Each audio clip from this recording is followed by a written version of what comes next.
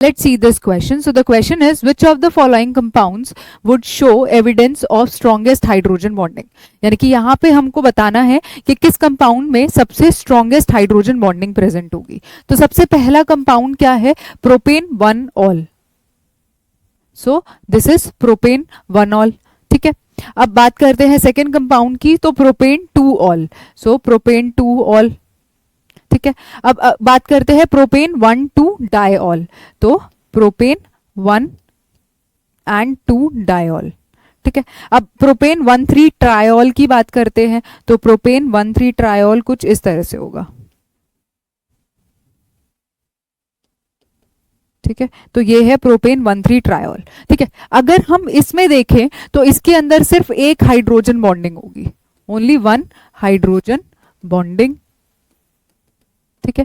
इसमें बात करें तो यहां पे भी एक हाइड्रोजन बॉन्डिंग होगी क्योंकि हमारे पास एक OH ग्रुप है. So there will be 1 hydrogen bonding.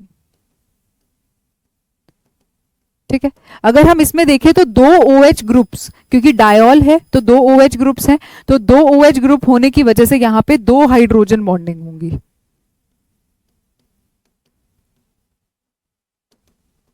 ठीक है. और अगर इसमें बात करें तो यहां पे ट्रायॉल है तो मतलब 3 OH ग्रुप, तो यहां पे 3 हाइड्रोजन बॉन्डिंग होगी. ठीक है. तो अगर एक्सटेंट ऑफ हाइड्रोजन बॉन्डिंग देखें, यानी कि strength of hydrogen bonding in सभी कंपाउंड्स में, so the strength of hydrogen bonding will be, सबसे पहले किसमें सबसे ज्यादा होगी? तो सबसे पहले होगी प्रोपेन 1, 2, प्रोपेन 1, 2, 3 ट्रायॉल में. ठीक है. उसके बाद होगी प्रोपेन 1, 2 डायॉल में.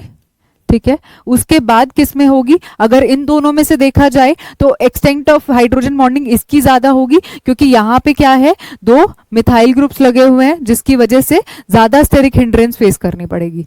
ठीक है, फॉर हाइड्रोजन बॉन्डिंग. इसलिए इसकी जो हाइड्रोजन बॉन्डिंग की एक्सटेंट होगी वो इससे ज्यादा होगी. देन होगी प्रोपेन 1 ऑल और फिर प्रोपेन 2 ऑल. पर हमसे पूछा है कि सबसे ज्यादा स्ट्रेंथ किसकी होगी, तो वो होगी प्रोपेन 1, 2, 3 ट्रायऑल की, क्योंकि इसके अंदर 3 हाइड्रोजन बॉन्ड का फॉर्मेशन होगा. So the correct answer will be option number